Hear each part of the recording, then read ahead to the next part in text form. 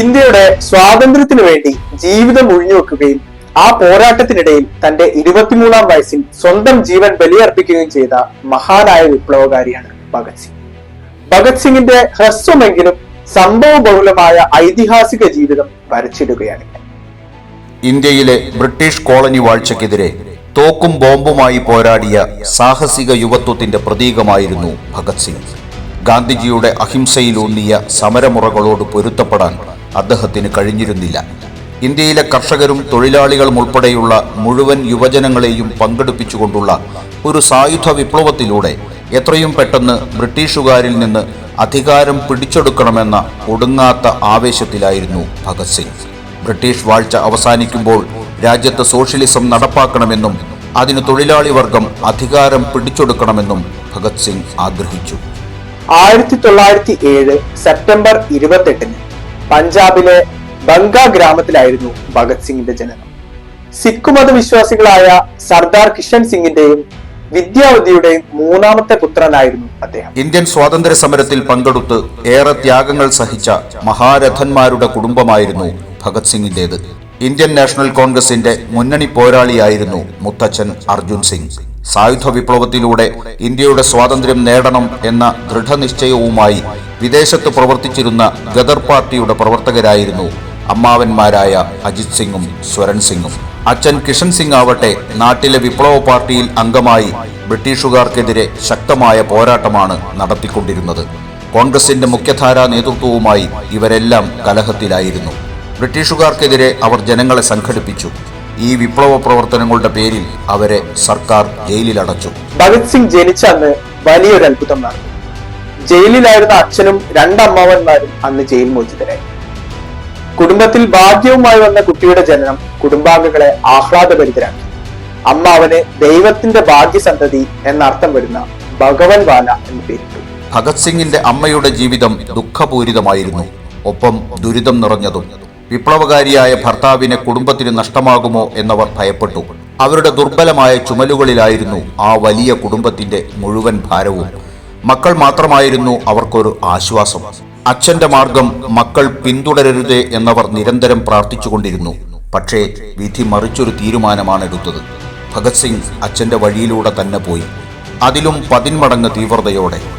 ജയിലിൽ വെച്ച് പോലീസുകാരുടെ പീഡനങ്ങൾ ആവോളം സഹിക്കേണ്ടി വന്ന ഇളയ അമ്മാവൻ സ്വരൺ സിംഗ് ജയിൽ മോചിതനായി അധികം കഴിയും മുമ്പ് ക്ഷയരോഗിയായി മരിച്ചു. Ajith Singh Lala Lajpat റായ്ക്കൊപ്പം mother India society സ്ഥാപിച്ച വലിയ നേതാവായിരുന്നു. പഞ്ചാബിൽ കർഷകരെ സംഘടിപ്പിച്ച അദ്ദേഹം 1909 അമേരിക്കയിലെത്തി വിപ്ലവ പ്രസ്ഥാനങ്ങളുമായി ബന്ധപ്പെട്ട് പ്രവർത്തിച്ചു. തോക്ക് നട്ടാൽ അത് മുളച്ചു വലുതായി തോക്കുകൾ കായ്ക്കുമെന്നും ആ തോക്കുകൾ ഉപയോഗിച്ച് ബ്രിട്ടീഷ് ഭരണം അവസാനിപ്പിക്കാമെന്നും ചിന്തിച്ചു നടന്ന ഒരു ബാല്യമായിരുന്നു ഭഗത് സിംഗിന്റേത്. കണ്ടാൽ ആർക്കും ഓമനത്വം തോന്നുന്ന ഒരു കുട്ടി. അവന്റെ ബുദ്ധിസാമർത്ഥ്യം കണ്ട് ഗ്രാമക്കാർ പറഞ്ഞിരുന്നത് ആൾ വളരെ പ്രശസ്തനാവുമെന്നാണ്. ലോകത്തിലെ മുഴുവൻ വിപ്ലവ പ്രസ്ഥാനങ്ങൾക്കും മാതൃകയായി ധീരതയുടെയും സാഹസികതയുടെയും ആൾരൂപമായി മാറിയ ഒരു വലിയ വിപ്ലവകാരിയാണ് ആ ബാലനിലൂടെ വളർന്നു വരുന്നതെന്ന് അന്ന് പക്ഷേ ആരും കരുതിയില്ല. ഭഗത് സിംഗിനെ ആദ്യം ഗ്രാമത്തിലെ സ്കൂളിൽ ചേർത്തു. 1916-17 കാലത്ത് അച്ഛൻ ലാഹോറിലേക്ക് സകുടുംബം താമസം മാറിയപ്പോൾ ലാഹോറിലെ DAV സ്കൂളിൽ പഠനം തുടർന്നു.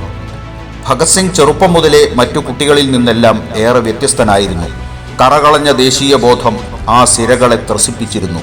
രാജ്യത്തിനു വേണ്ടി പടപൊരുതണം എന്ന മോഹം അവനിൽ ബാല്യത്തിൽ തന്നെ അങ്കുരിച്ചു. അച്ഛൻ്റെ പ്രവർത്തനങ്ങൾ ആ ഇളം മനസ്സിനെ ഏറെ സ്വാധീനിച്ചിരുന്നു. ആ നാളുകളെക്കുറിച്ച് ഭഗത് സിംഗ് പിന്നീട് എഴുതിയത് ഇങ്ങനെയാണ്: സ്വാതന്ത്ര്യ സമരത്തിനു വേണ്ടി എൻ്റെ ജീവിതം മാറ്റിവെക്കാൻ എനിക്ക് പ്രചോദനമായത് അച്ഛൻ്റെ ജീവിതമായിരുന്നു. 4ാം ക്ലാസ്സിൽ വെച്ച് അവൻ കൂട്ടുകാരോട് ചോദിച്ചു, വലുതായാൽ എന്താകാനാണ് ആഗ്രഹം? ഒരാൾ പറഞ്ഞു ഡോക്ടറാകണം, മറ്റൊരാൾക്ക് സർക്കാർ ജോലി വേണം, മൂന്നാമൻ്റെ ആഗ്രഹം ഒരു കച്ചവടക്കാരനാകണമെന്ന്. ഒരാൾ പറഞ്ഞു വിവാഹം ചെയ്യണം. എന്നാൽ ഭഗത് സിംഗിന്റെ മറുപടി മറ്റൊന്നായിരുന്നു: ആർക്കും വിവാഹം ചെയ്യാം, എൻ്റെ ആഗ്രഹം ഒരു സ്വാതന്ത്ര്യ സമര പോരാളിയാകണമെന്നാണ്. ഭഗത് സിംഗിന്റെ മനസ്സ് എന്നും ഈ നാടിന്റെ മോചനത്തിനു വേണ്ടി തുടിച്ചുകൊണ്ടിരുന്നു. ഊണിലും ഉറക്കത്തിലും അതുമാത്രമായിരുന്നു ആ ബാലന്റെ ചിന്ത. വളരെ സമർത്ഥനായ വിദ്യാർത്ഥിയായിരുന്നു ഭഗത് സിംഗ്. പഠനത്തിൽ ഏറെ ശ്രദ്ധിച്ചു. അധ്യാപകരുടെയും സഹപാഠികളുടെയും പ്രശംസ പിടിച്ചുപറ്റാൻ ഇത് കാരണമായി. സമൂഹത്തിൽ താഴേക്കിടയിലുള്ള തൊഴിലാളികൾ, തൂപ്പുകാർ, തുന്നൽക്കാർ തുടങ്ങിയവരുമായിട്ടായിരുന്നു ഭഗത് സിംഗിന്റെ ചങ്ങാത്തം. ഇംഗ്ലീഷുകാരോട് കൂറു പുലർത്തുന്ന ചിലർ നടത്തുന്ന സ്കൂളിലായിരുന്നു ഭഗത് സിംഗ് പഠിച്ചിരുന്നത്. ദേശീയവാദിയായ അച്ഛന് മകന്റെ സ്കൂളിനോട് അതൃപ്തി തോന്നി. കുട്ടിയെ പിന്നീട് സ്കൂളിൽ അയച്ചില്ല. വീട്ടിൽ ഒരു അധ്യാപകൻ വന്ന് ഭഗത്തിനെ പഠിപ്പിച്ചു തുടങ്ങി. ഭഗത് സിംഗ് ഒരു അസാധാരണ ബുദ്ധിവൈഭവമുള്ള കുട്ടിയാണെന്ന് മനസ്സിലാക്കാൻ അധ്യാപകന് അധികനാൾ വേണ്ടി വന്നില്ല. പ്രായത്തെ തോൽപ്പിക്കുന്ന ചിന്തയാണ് ആ ബാലൻ വെച്ചു പുലർത്തുന്നതെന്ന് അധ്യാപകന് വൈകാതെ ബോധ്യമായി. അമ്മാവന്മാരായ അജിത് സിംഗിന്റെയും സ്വരൺ സിംഗിന്റെയും ത്യാഗോജ്വലമായ പ്രവർത്തനങ്ങളെക്കുറിച്ച് ബാലനായ ഭഗത് സിംഗ് മനസ്സിലാക്കിയത് ഇക്കാലത്താണ്. ഒരു വിപ്ലവകാരി എന്ന നിലയിലുള്ള അച്ഛന്റെ പ്രവർത്തനങ്ങളെക്കുറിച്ചും അദ്ദേഹം മനസ്സിലാക്കി. തങ്ങളുടെ ഭർത്താക്കന്മാരുടെ ദുർവിധിയിൽ മനം നൊന്തു കഴിയുകയായിരുന്ന അമ്മാവന്മാരുടെ ഭാര്യമാർ താൻ വലുതായി ബ്രിട്ടീഷുകാരെ ഈ നാട്ടിൽ നിന്നും ഓടിക്കുമെന്നും അതിനുശേഷം അമ്മാവനെ നാട്ടിലേക്ക് കൊണ്ടുവരാമെന്നും ആ ബാലൻ അമ്മായിമാരോട് പറഞ്ഞു. പഞ്ചാബിലെ കൃഷിക്കാർ 19-ാം നൂറ്റാണ്ടിന്റെ അവസാനത്തോടെ മറ്റു രാജ്യങ്ങളിലേക്ക് തൊഴിൽ തേടി കുടിയേറ്റം ആരംഭിച്ചിരുന്നു. ബർമ, മലയ, ചൈന, സിംഗപ്പൂർ, അമേരിക്ക, കാനഡ തുടങ്ങിയ രാജ്യങ്ങളിൽ അവർ എത്തിപ്പെട്ടു. ഏറ്റവും കൂടുതൽ ആളുകൾ അമേരിക്കയിലേക്കാണ് പോയത്. ഫാക്ടറി തൊഴിലാളികളായി അവർക്ക് ജോലി ലഭിച്ചു. അമേരിക്കക്കാർ ഇന്ത്യൻ തൊഴിലാളികളോട് നിന്ദ്യമായിട്ടാണ് പെരുമാറിയത്. ഇന്ത്യയിൽ വിദേശികൾ ഭരിക്കുന്നതുകൊണ്ട് അടിമരാജ്യമായി ഇന്ത്യയെ കണ്ടിരുന്നതുകൊണ്ടായിരുന്നു ഈ പെരുമാറ്റം. പ്രവാസി ഇന്ത്യക്കാർ ഇന്ത്യയിലെ ബ്രിട്ടീഷ് ഭരണത്തെ വെറുക്കാൻ ഇത് കാരണമായി. ബ്രിട്ടീഷുകാരെ ഇന്ത്യയിൽ നിന്ന് ഓടിക്കാൻ പ്രവാസി ഇന്ത്യക്കാർ ശ്രമങ്ങൾ ആരംഭിച്ചു. അതിന് ആളും അർത്ഥവും ശേഖരിച്ചു. 1913 ഏപ്രിലിൽ അമേരിക്കയിലെ പ്രവാസി ഇന്ത്യക്കാരുടെ ഒരു യോഗം ചേർന്ന് ഒരു രാഷ്ട്രീയ പാർട്ടി രൂപീകരിച്ചു, ഗദർ പാർട്ടി. സായുധ വിപ്ലവത്തിലൂടെ ഇന്ത്യയെ സ്വതന്ത്രമാക്കുക എന്നതായിരുന്നു പാർട്ടിയുടെ ലക്ഷ്യം. സോഹൻ സിംഗും ലാല ഹർദയാലുമായിരുന്നു പാർട്ടിയുടെ ഉന്നത നേതാക്കൾ. തികച്ചും മതേതര സ്വഭാവമുള്ള പാർട്ടിയായിരുന്നു. ഭൂരിഭാഗവും പഞ്ചാബികളായിരുന്നു പാർട്ടിയിൽ ഉണ്ടായിരുന്നത്. ഒരു ദേശീയ ജനാധിപത്യ സർക്കാരിനെ ഇന്ത്യയുടെ ഭരണത്തിൽ അവരോധിക്കുക എന്നതും പാർട്ടിയുടെ ലക്ഷ്യമായിരുന്നു. ആ വർഷം തന്നെ പാർട്ടിക്ക് ഒരു മുഖപത്രമുണ്ടായി, ഗദ്ദാർ.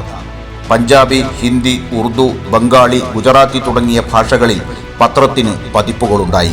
ഇതിനിടെ ഇന്ത്യയിൽ നിന്നും തൊഴിൽ തേടിയെത്തുകയും പാർട്ടിയുടെ സജീവ പ്രവർത്തകനായി മാറുകയും ചെയ്ത കർത്താർ സിംഗിനായിരുന്നു പത്രത്തിന്റെ ചുമതല. ഇന്ത്യക്കാർ താമസിക്കുന്ന രാജ്യങ്ങളിലൊക്കെ പത്രം എത്തിച്ചിരുന്നു. അങ്ങനെ ഇന്ത്യയിലും പാർട്ടിക്ക് ധാരാളം അനുയായികളുണ്ടായി. 1914 സെപ്റ്റംബറിൽ കർത്താർ സിംഗ് ഇന്ത്യയിലെത്തി. പണക്കാരുടെ വീടുകൾ കൊള്ളയടിച്ച് സായുധ സമരത്തിന് പണം കണ്ടെത്താൻ ഇന്ത്യയിലെ പാർട്ടി നേതാക്കളുടെ യോഗം തീരുമാനിച്ചു. റാഷ് ബിഹാരി ബോസ് പങ്കെടുക്കുന്ന ഒരു യോഗത്തിൽ ബ്രിട്ടീഷുകാർക്കെതിരെ യുദ്ധം തുടങ്ങാൻ തീരുമാനിച്ചു. മ്യാൻമറിലെയും ഫിറോസ്പൂരിലെയും പട്ടാള ക്യാമ്പുകൾ പിടിച്ചെടുക്കുകയും അതിനുശേഷം അംബാലയിലും ഡൽഹിയിലുമുള്ള ഇന്ത്യൻ പട്ടാളക്കാർ ലഹള തുടങ്ങണമെന്നുമായിരുന്നു ധാരണ. 1915 ഫെബ്രുവരി 21 ലഹളയ്ക്കുള്ള തീയതി നിശ്ചയിച്ചത്. കൃപാൽ സിംഗ് എന്ന ഒരു പാർട്ടി പ്രവർത്തകൻ പോലീസിന് ലഹളയുടെ വിവരം ഒറ്റിക്കൊടുത്തു.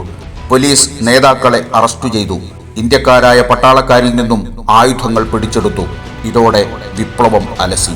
1915 നവംബർ 16-17 തീയതികളിൽ കർത്താർ സിംഗ് ഉൾപ്പെടെ 42 ഗദർ പാർട്ടി വിപ്ലവകാരികളെ കോടതി ഉത്തരവ് പ്രകാരം തൂക്കിലേറ്റി. കർത്താർ സിംഗിന് അന്ന് 19 വയസ്സായിരുന്നു പ്രായം. 1-ാം ലാഹോർ ഗൂഢാലോചന കേസ് എന്നാണ് ചരിത്രത്തിൽ ഇതറിയപ്പെടുന്നത്.